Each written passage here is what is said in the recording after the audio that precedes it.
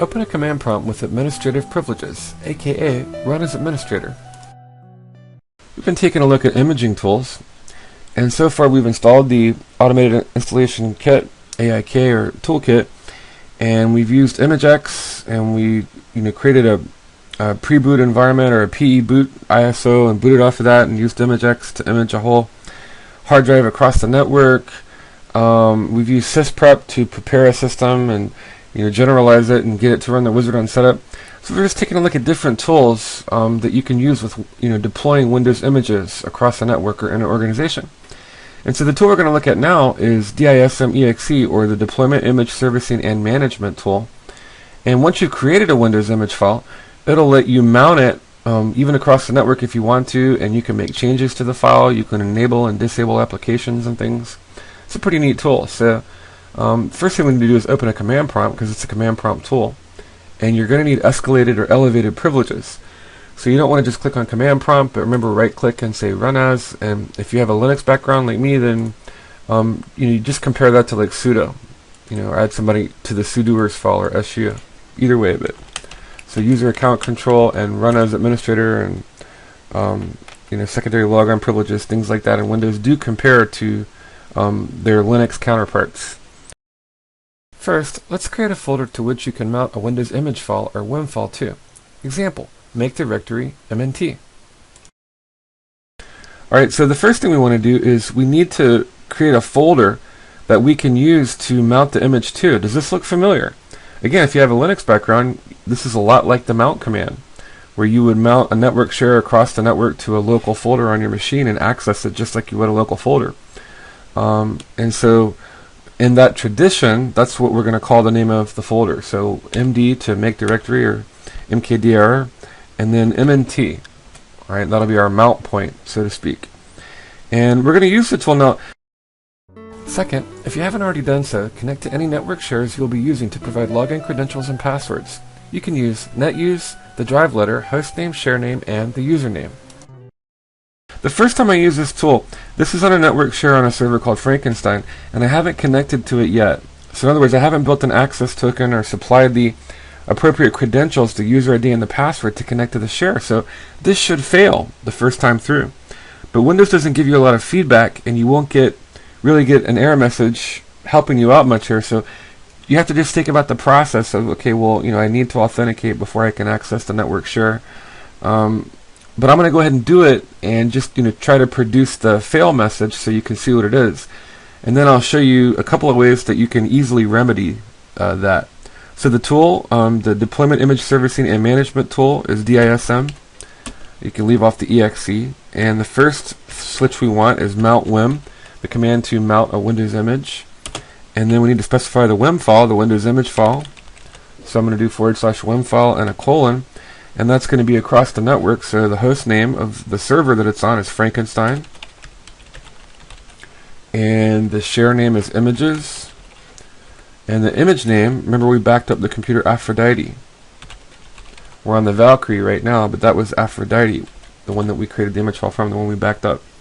Alright, and then /index1.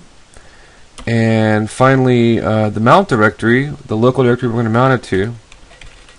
So it's going to be mount dir, and then c:// and mnt is the actual directory that we mounted it to. So let's see if we can produce, basically what amounts to an authentication error, because we haven't yet supplied the credentials or the access token to connect to the share. Yeah, alright, and you can see it says logon failure, unknown username, or bad password. Okay, so I'm going to clear the screen, and there's two easy ways to fix that. We can use the netuse command, or we could also do it graphically. So basically we just need to connect to that network share and build up an access token with the credentials to get permission to access it. And there are several ways to do that. We're going to map that network share to a local drive letter.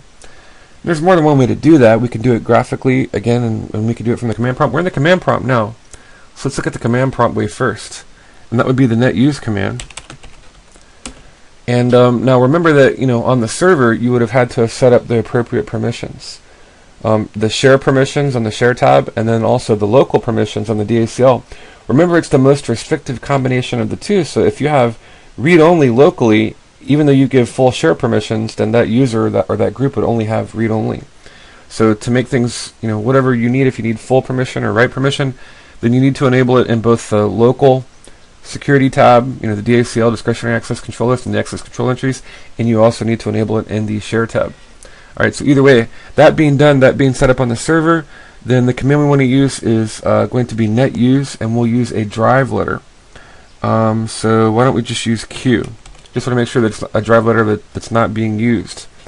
And what we want to mount is the host name, Frankenstein, and the share name, I know happens to be images, and we need to specify the user who has permission to access that share, in which case it is C Germany. Alright, so what I'm saying in this command is I want to use, or I want to mount the shared folder images on the host name or the server Frankenstein. I want to mount it to drive letter Q, and I want to connect as the user C Germany. And when I enter this, it'll prompt me to enter my password. And you won't see it because it's going to mask the password from you. When you type it, it'll just be blank. And that's to protect other people from viewing your password. But just be aware, don't freak out. Be aware that it is actually receiving your password, or you're inputting your password. So I'm going to type my password in. Okay. And the command completed successfully. Alright, and when that happens, notice if I go to Q, let me show you what happens. I'll enter the drive letter Q, and I'll use the dir command. And that looks like a local, as my dog T-Bone, that looks like a local folder there, or local partition drive letter, but really I'm accessing a network share, and those are all the files on the network share. If you're in a graphical user interface environment and don't like the command prompt, you can do the same thing graphically. So this is enough to take care of our authentication issues. Where as we ran the tool the first time and it was unable to connect, or unable to basically authenticate. Now there are other ways to do that. You could use the UNC path. I could go here graphically if you prefer, and I could enter the host name Frankenstein. And it's up there at the top, but I'll just type it out. And notice here I would also have to supply the credentials, and I could type them in, and then I could just right click on the share, and I would be able to, in this case I'm on the Valkyrie, but I want to supply the credentials for Frankenstein. So the user principal logon, as they say. And either way would work, but you want to connect, and you notice I could map the network drive. And if I were to click on that, and this time from the command prompt I mapped it to Q, so this time I'll map it to Z and just go with the default there. Either way, and notice graphically I see all those files there, and isn't that kind of cool how that shows up? If I go to, notice it's actually a UNC path on Frankenstein, but it shows up, or is accessed in the same way as you would access it via a drive letter. So it's neat being able to map a network drive, and you can do it from the command prompt, or you can do it with the netuse command that we used right up here, or you can do it graphically just like I showed you. Either way, but that would take care of your access or your authentication issues, so that you can then run dism and it'll actually work for you. Now run dism.exe and connect to a Windows image file. Use dism, mount wim, the wim file, hostname, share name, file name, index1, mount directory, and the directory you created. Okay, so dism, once again. Actually, let me see if I've got it in my queue here. I hit the up arrow a bunch of times. Alright, so yeah. So here's our last command. Now, you remember it failed because we had not, rebuilt the access token, and we weren't able to authenticate with the right credentials last time. So now let's run it. And there's our folder, and everything's been created.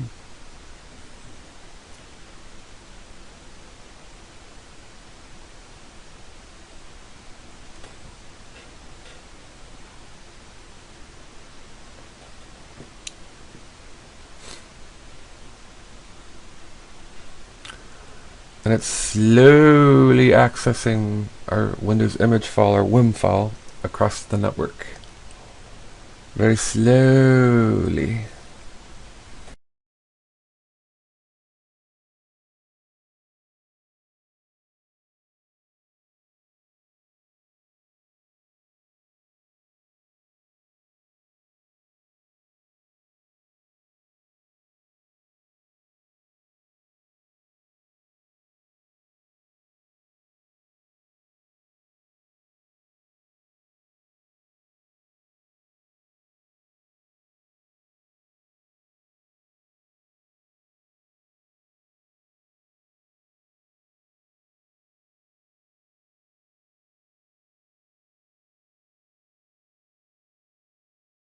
Notice how the image file you copied across the network has been mounted locally in the directory that you created.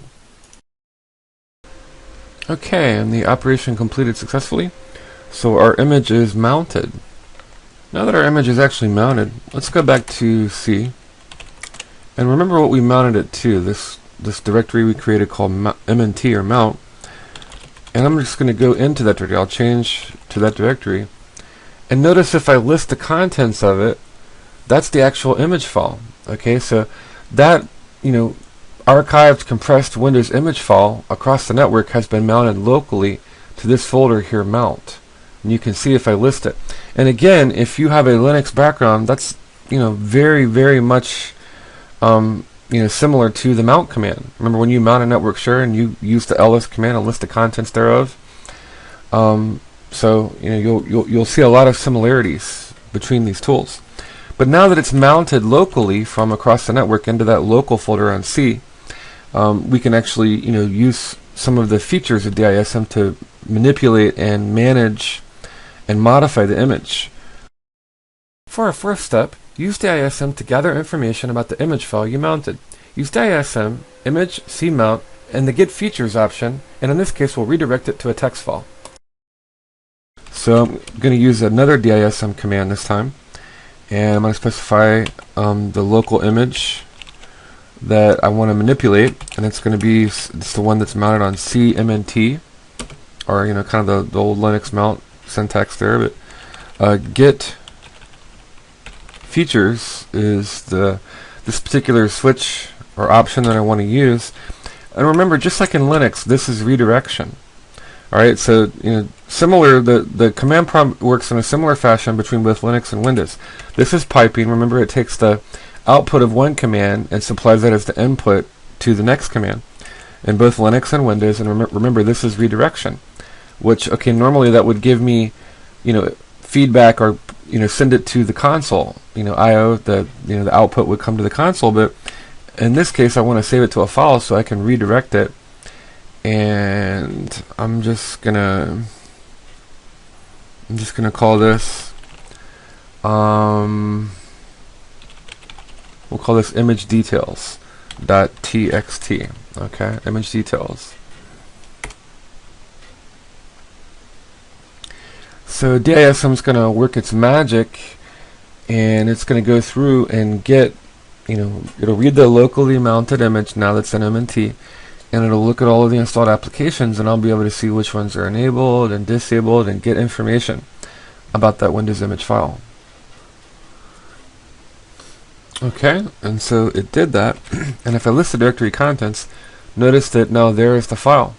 So image details.txt, a little bit over 6 meg. And if I wanted to view the file, just like you could do gedit in Linux, I tend to compare this a lot to Linux commands.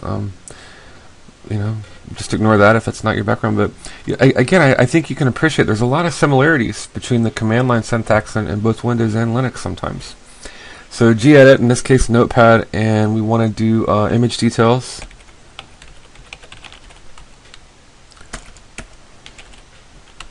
Remember the old DOS type command, kind of like the cat command. Remember the edit.com and so there are definitely some similarities there, but anyway, we'll open this up in Notepad. And just going through, notice what we can, just glean from the information presented, or what the output we get from the DISM tool. In this case, what's enabled, what's not enabled. Look, there's some games here, inbox games and more games. It looks like They're enabled, disable pending. So there's it looks like a change that hasn't been committed yet. Enabled. A lot of these things are enabled. Now the next thing we'll do is we'll use we'll use the enable feature and disable feature commands to enable and disable features. The only caveat is, remember that if there's a parent object, you can't enable a child object unless a parent object is enabled. So in other words, if inbox games or more games is a parent object, and I tried to, let's hypothetically say that all the games were disabled, and I want to enable, Minesweeper. All right, so if a parent object was, more games or inbox games, and that was disabled, and I tried to go and enable Minesweeper, then I would get an error message telling me, hey, I can't do that until I first enable the parent object. All right, so we'll take a look at that. But in this case, these games are enabled, and let's see what else is. If we have anything else going on here, Hearts and enable is pending for Hearts, but it is not yet enabled. So it was in process the last time we used the dism command. But just you can go through the file, look at the output that was piped to that text file, and you can get an idea of all of the apps and services and things that you can modify and manage with the dism tool. Fifth, use dism to enable and disable features in the Windows image file. Use dism.exe like so. Dism image cmount, disable or enable feature, and then specify the feature name. So I'm going to bring up the image details once again, and we'll just kind of put the command prompt over here.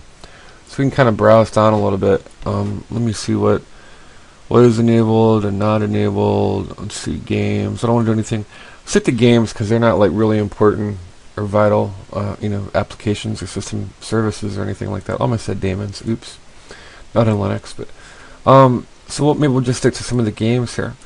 And let me go ahead and clear the screen from the command prompts. And if you look at the top level sort of parent objects up here, and look at some of these games down here. So let's see, what are we going to do first? Why don't we use the disable feature command, and let's see, disable pending on more games, and let's say we wanted to disable inbox games. Okay, so dism, and then need to specify the image file, the locally mounted image file. Remember, to the mnt folder. So c:\/ and mnt. And the command we want to use is, there's enable feature and disable feature. And in this case, we'll disable feature. And then we want to specify the feature name. So the feature name and colon. And why don't we disable Minesweeper? That's what we'll do. Minesweeper. Let's see, what is that, all one word there? Yeah, Minesweeper. Okay. And I'll hit enter. And that's to disable a feature.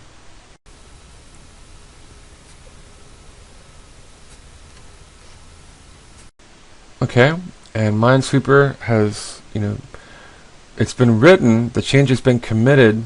Now we haven't committed the changes to the image file across the network yet. This is still locally, mounted in the c:\/ folder on Valkyrie, on our local machine.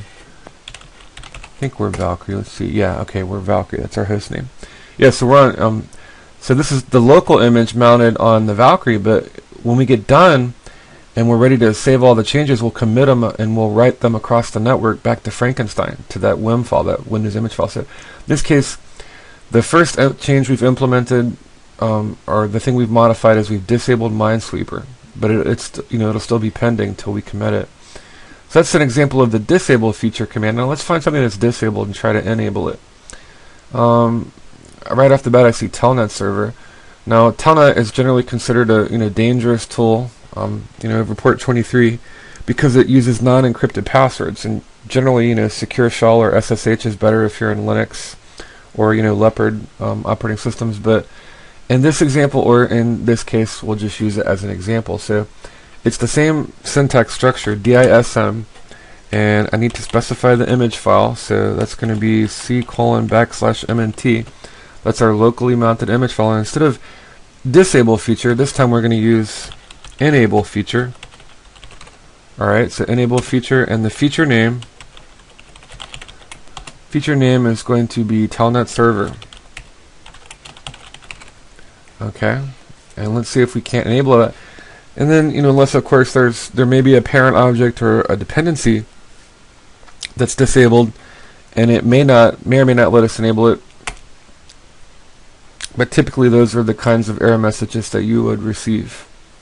Just be aware of that, so if you do get an error message stating that, hey, a parent object or a dependency needs to be enabled before this can be enabled, then you have to go find that and enable that application or service first before you can enable the one that you're trying to modify in the image.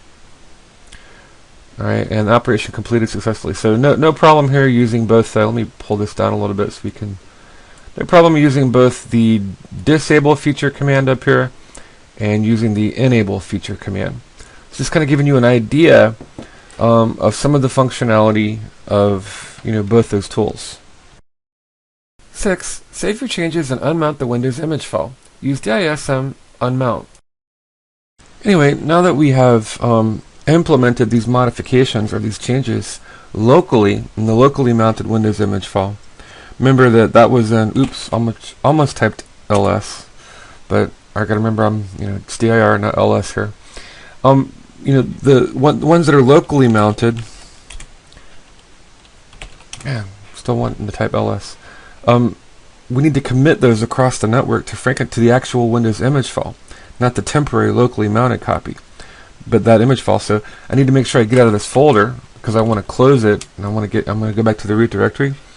And in order to do that, I simply need to use the unmount command. And again, if you have a Linux background, you're going to be very tempted to type umount, because that's mount and umount in Linux, but it's not umount in Microsoft, it's unmount. So add the extra n there. A common mistake that I commonly make.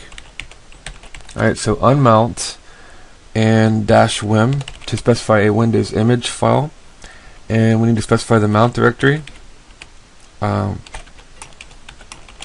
that's the one we created.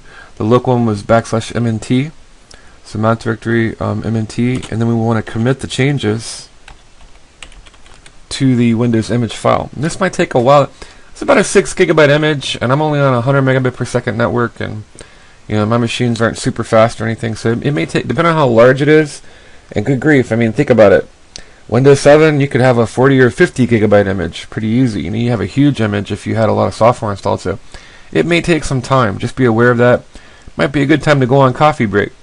So anyway, but the syntax dism, unmount, not umount, -wim, and then mount dir :c \mnt, and then commit the changes. So let's do that.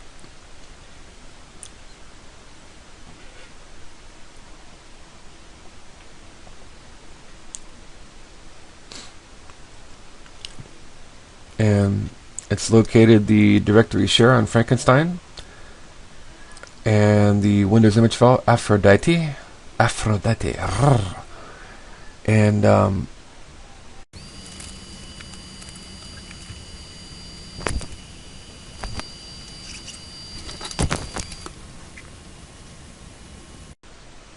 and it's done saving the image and committing the changes. Now it needs to unmount the image.